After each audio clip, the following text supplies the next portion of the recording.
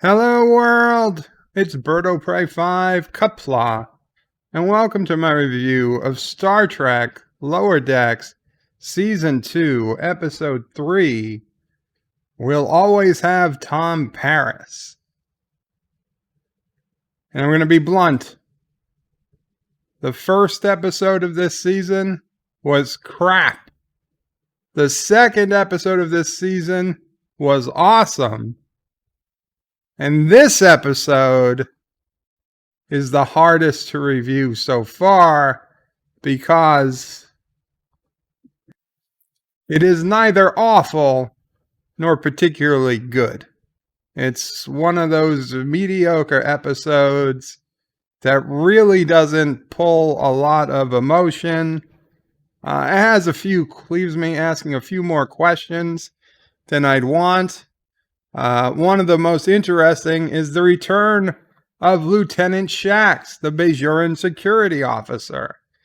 Now, when I first saw that he was coming back in the trailers, the Season 2 trailer, I was mixed. I had mixed feelings.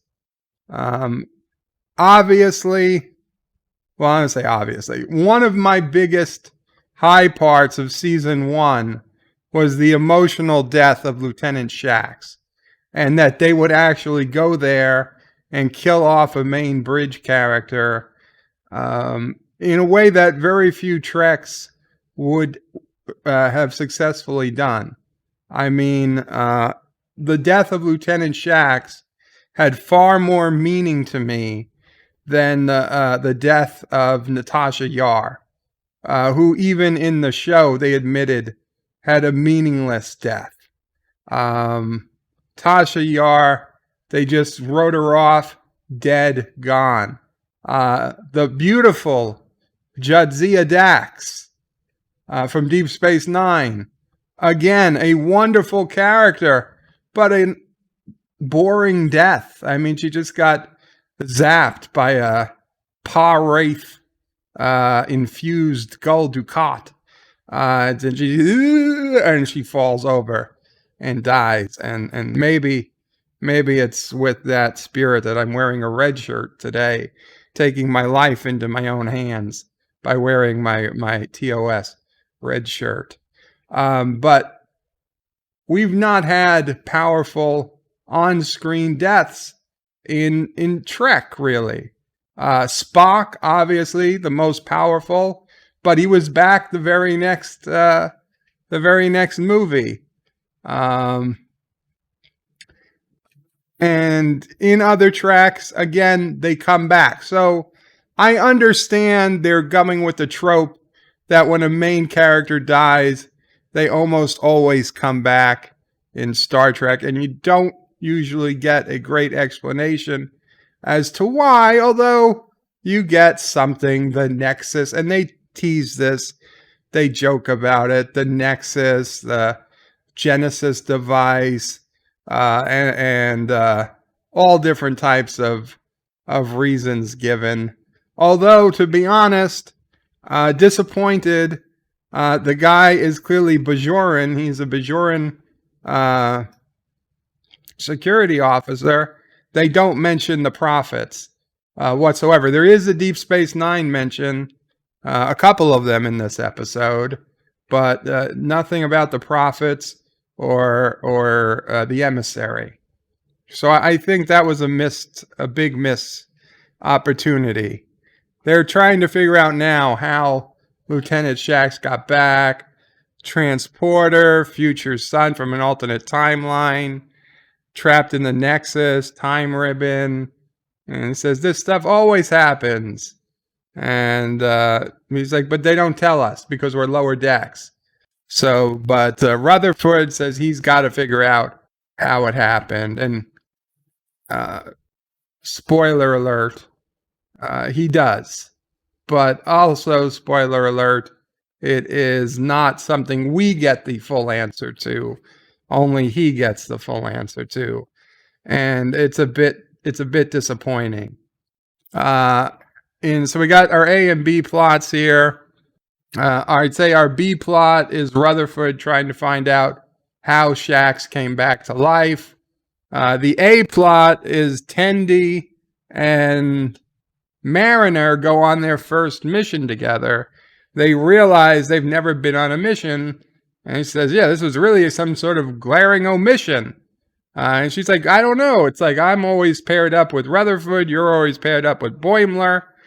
We've never done a mission together before.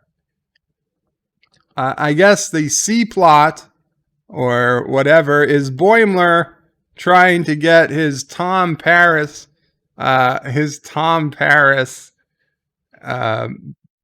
plate. It's a Tom Paris Voyager plate, and he wants to get it signed by Tom Paris, who is visiting the ship today.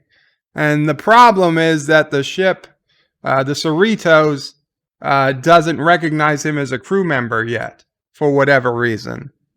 So he can't go through doors. He can't use the replicators.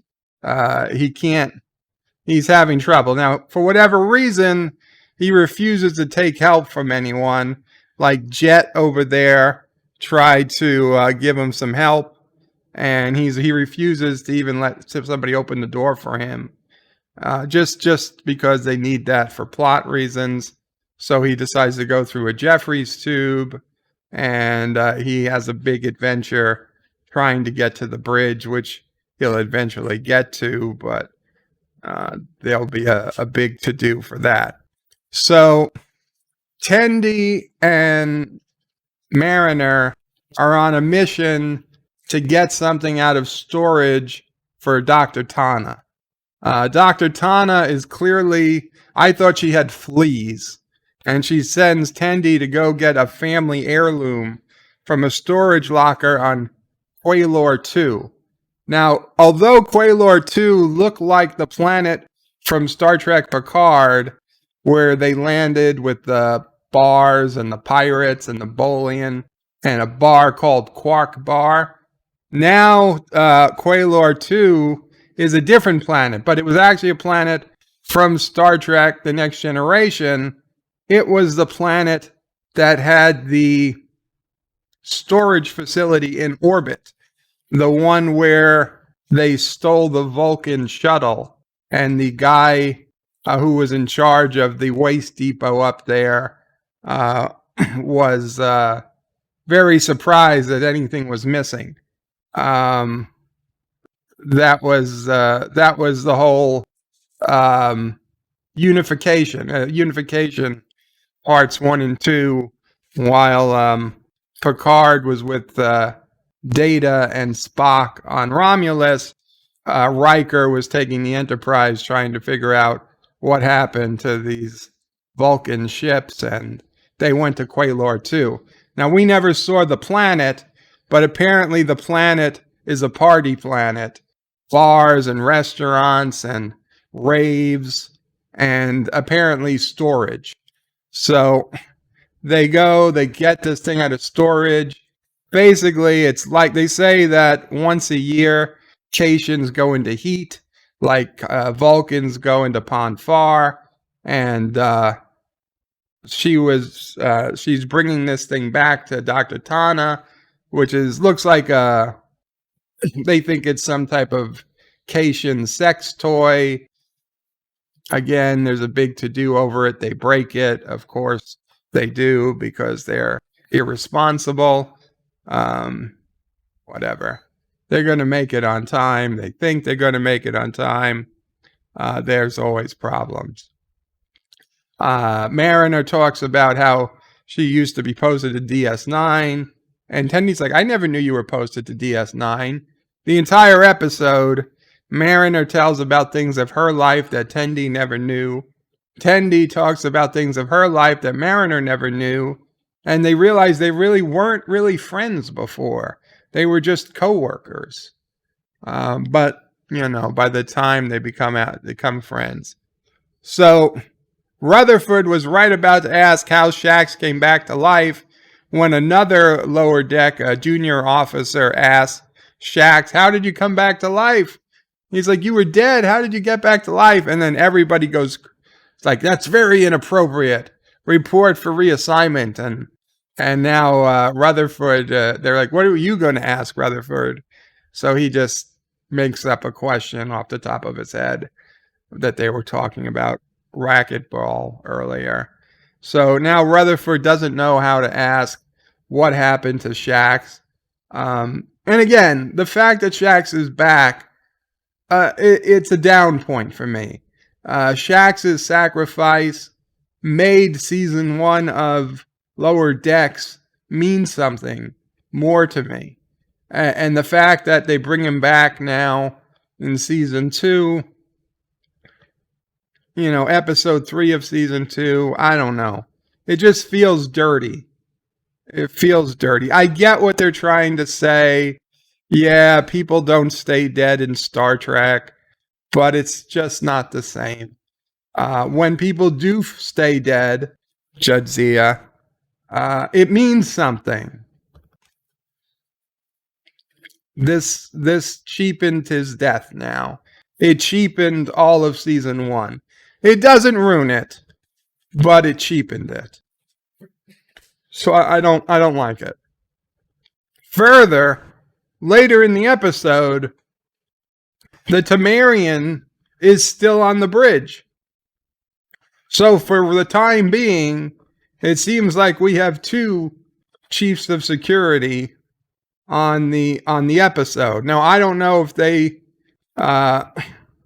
just didn't know if this was a late edition, if they edited the episode badly. Will the Tamarian be gone by next week? I don't know. We'll find out. We'll see. These are questions. So Boimler, because the doors won't open and he refuses to ask for any assistance, he's going to go through the Jeffries tubes to make it to the bridge to ask. There it is. Tom Paris is there to say hello. He wants to take it for a whirl. He hears the California-class engines occur, and Captain Freeman says, of course, just don't take us to the Delta Quadrant. And of course, him starting up the engines causes the Jeffries tube to fill up with gas. Boimler's still fighting with the computer emergency shutdown, and every time the computer says the response not recognized or user not recognized or not authorized, and he's like, you don't have to be authorized to declare an emergency. Dr. Tana wants to know what's going on with her package because she's going nuts. I thought it was fleas, apparently. It's a reproduction issue. So Tendi's going off on her Orion rights thing that she went off last season, that it's very hard to be taken seriously as an Orion. But the only person who can help her now is her cousin, who's still a pirate, and he can fix things. So she's gonna make Mariner green, but of course, for whatever reason, it's going to be a short-lived effect. So they have to rush because the green isn't going to stay. Now that doesn't really make a lot of sense since Tendi is a doctor, and surgically altering people is done all the time in Star Trek. They never have to worry about a clock to change the color of the green. But that's going to be a thing. So Rutherford's having a dream as to how Shax could have came back from the dead. One of the funny ones was he opens a little Dyson sphere. Was that he's come back from a miniature civilization that gave him the power of an entire Dyson sphere. That was, and a lot of callbacks as usual to older episodes. On Quaylor 2, by the way, there was Quark's bar with an S, not Quark bar. And just to be sure, there was a Quark's, a picture of Quark as part of the bar scene. So you knew it was Quark's. So Quark's has franchised his bar, apparently. There was also Vic Fontaine's Vic Fontaine has a place on Quaylor too as well. That was an interesting place to stop the episode and just look at what was there. No, I thought it was the planet from Picard where they got dressed up like pirates, but it wasn't. It was just another similar planet. Anyway, so that's Orion. That's Orion's. That's Tendi's cousin. But in Orion culture, of course, the women, even though they're smaller, the women are in charge. So Tendi has to kick his ass to make him do what she wants him to do. And then Mariner finds out that Tendi's other name is Mistress of the Winter Constellations. And so she finds it fun. And she says, Davana, what's that? Is that another name? She's like, no, Davana is my first name. Davana Tendi. She's like, Mariner didn't even know that Tendi had a first name. She thought her name was only Tendi. And she says, like Odo. And Mariner, and Tendi's like, you don't know me at all. And Mariner's like, well, you don't know me. And of course, that's when the green wears off. And or for some reason, the Orions hate anybody who's not Orion, even though they clearly work with non-Orions all the effing time. But for whatever reason, now that they found out Mariner is not an Orion, they've got to kill her. So, whatever. They have a fight about they thought they were friends and they're just people who work together. Okay. This is honestly one of the more boring parts of the episode. Long story short, and again, spoilers here. They smash the thing to the love doll or whatever it is. It gets smashed to shit. They bring it back. When they do get back to the Cerritos, Mariner decides she's going to take responsibility for everything that happens. So she says, set ramming speed for the shuttle. The shuttle rams towards the Cerritos, and then it just bounces off the shield. The captain's like, damage report, and the guy's like, there's no damage, Captain. So they go in, like, what happened here? And Mariner's like, oh, there was a bee. A bee was in the shuttle. It was my fault. The bee was flying right at my face. And for me, who's afraid of bees, that was a little funny. But it's like, Ransom's like, how the hell could a bee get in a shuttle that's in space? And she's like, Mariner, you're going to the brig for this again, which is just going to be the usual thing, I guess. Anyway, so Tendi's got to go to Dr. Tana, and she's got the box, and inside is the family heirloom that's smashed to smithereens. And she's like, I'm so sorry, Dr. Tana. It got ruined in the crash. And Dr. Tana looks at her and she says, I don't give a shit about what was in the box. I just wanted the box. And in typical cat fashion, Dr. Tana closes her door and then proceeds to do cat things in the box. So that was a little funny. Cats, obviously cats we know cats like boxes more than they like the things in boxes. And for Dr. Tana, it was no different. I was wondering what was going to happen. I thought she was going to come back and we were going to find like the bird psychiatrist was going to be ripped to shreds or something. And Dr. Tana was going to be like, I found something else. So Rutherford finally gets Shax in a turbo lift alone, and he's got to ask him how he came back from the dead. And Shax said it wasn't your fault. It was his duty. And Shax is like, listen, the reason we don't tell you is because we are saving you from a truth that will haunt you for the rest of your life if you ever knew it. And Rutherford says, it's okay, tell me. And Shax goes into this big, complicated thing about having to fight 3 versions of your father, and then you have to eat one of them, and there's a black mountain, and it sounds completely awful. It's basically telling him what happens after you die, and that if you know that this happens after you die, you are never the same for the rest of your life. And it's cheap, and it's not, obviously it's not real. I don't like it, and I really hated that discussion. Because if this show is even half canon, they're bringing this into the Star Trek universe. I just don't like it. He is a Bajoran. He could have said that he went and he met the prophets, and they could have thrown in a reference to Captain Sisko. He could have said, I met the emissary of the prophets, and he told me my work wasn't done, and the next thing I knew, I was back on the bridge. And that's it. But perfect explanation. You don't need any more detail. You don't have to make up some bullshit about a black mountain and fighting versions of your father and having to consume one of them. It upset me.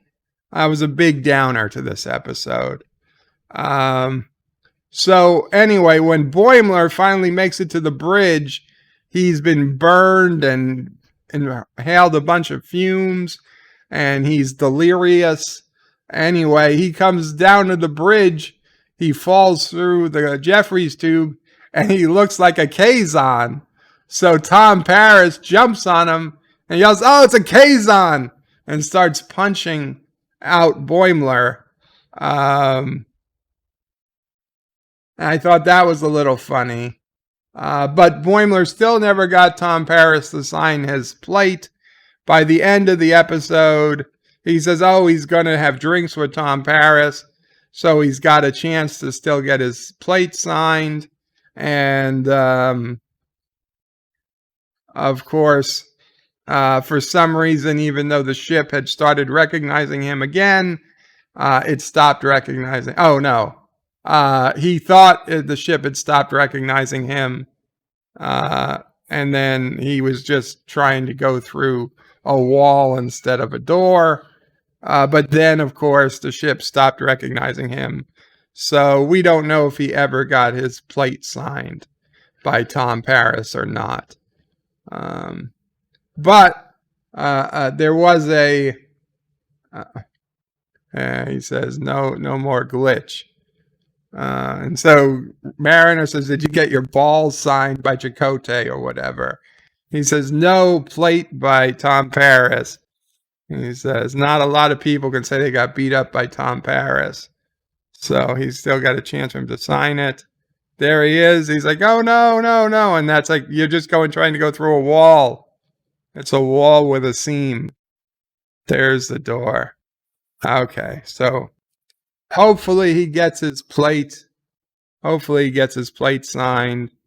We'll see what happens, or we probably won't. Unfortunately, this was a waste, I think, for the actor who plays Tom Paris, Duncan McNeil, or whatever his name is. I think it was a wasted opportunity for him. We could have had better. It was nice to see him, but he could have had a better part. So the plate, we saw the speaking plate in the trailer. The plate was speaking because Boimler was hallucinating because of the fumes in that part of the Jeffries tube where he was stuck at the time. Anyway, when this was all said and done, nothing really changed except Shax is back. Dr. Tana got her box. Hopefully, Tendi will be appreciated more. Again, at the very beginning of this episode, Tendi was pissed that some other ensign got a promotion over her. And Rutherford said, no, she just got lucky. She just happened to be carrying a hypo spray that cured the captain from some sort of death syndrome. And Tendi's like, I can't wait for a death syndrome. I've got to get lucky like that. I've got to show Dr. Tana that I'm, responsible. So she was going into work early to do a whole bunch of stuff. And that's what set up the whole, hey, you've got to go to Quaylor too and get this thing out of storage for me. So, like I said, this wasn't a terrible episode. I mean, it was far better than the first. But it also wasn't a great episode, to my opinion, like the second episode was. The cheapness of bringing Shax back hurt at this a lot. Missed opportunities with Tom Paris. Boimler, for whatever reason, refusing to get any assistance when it seems like it would be a fairly easy thing to fix. I mean, he can't even get lunch from the replicator. He has to kick it, and he gets a bonsai tree instead of food. Yeah, I get it. It's jokes, and this is a comedy, but these are the lame jokes. These are the cheap jokes. That last week, I thought we had very few cheap jokes. And this week, we've got quite a few cheap jokes again. Yes, it was good to see and hear about Deep Space Nine and about, we had Odo brought up, we had Quark brought up, we had Worf brought up. Mariner said that once she had to fix Worf's mek'leth, and she got it repaired before he even knew she had destroyed it. So, of course, we've got Mariner now knows Worf personally as well. There was a whole thing about why Boimler calls Voyager Voy. He's like, yeah, it's Tom Paris from Voy. And like, why do you keep calling Voyager Voy? He's like, well, it saves so much time to just call it Voy. And then they all come around and start calling it Voy. So there's, a little self humor there. They did have the self-recognizing the fact that Mariner and Tendi never had a mission together throughout the first season, and that was an omission. But it just, I don't know. This episode was, for me, like a 5 at best, and I'm honestly leaning more towards a 4. But I'll give 4.5. 4.5 out of 10. Not that great. Certainly skippable, in my opinion. I hope they get back to more like last week. We'll see. I'm curious what you guys think. I know when I gave it a 9 last week, very few people seemed to agree. Some people thought it was a okay episode. Most people thought it was better than their usual episodes, but not a lot of people thought it was a great episode last week. So please leave in the chat what you think. Am I being too harsh on this episode? Am I being too positive on this episode? 4.5 out of 10 for me. And we'll see what goes on. I'm curious if Shax and the Tamarian both stay on the Cerritos, or if the Tamarian is just written off. The Tamarian had no lines this episode. He was just in the background, which makes me think they just used some background from last week's episode, and that he'll just be completely gone by next week. Or maybe, they drew him in some background scenes, but they never use them again. We'll see. We'll see. I'm not particularly curious. It's one of the few things that I'm curious about. With that, guys, thank you so much. Please remember to like, share, subscribe. Sharing is caring. And I hope to see you back next week for episode 4. I don't have the title yet. They seem to only release the titles a few days before the episode comes out. So, Qapla and Bird out.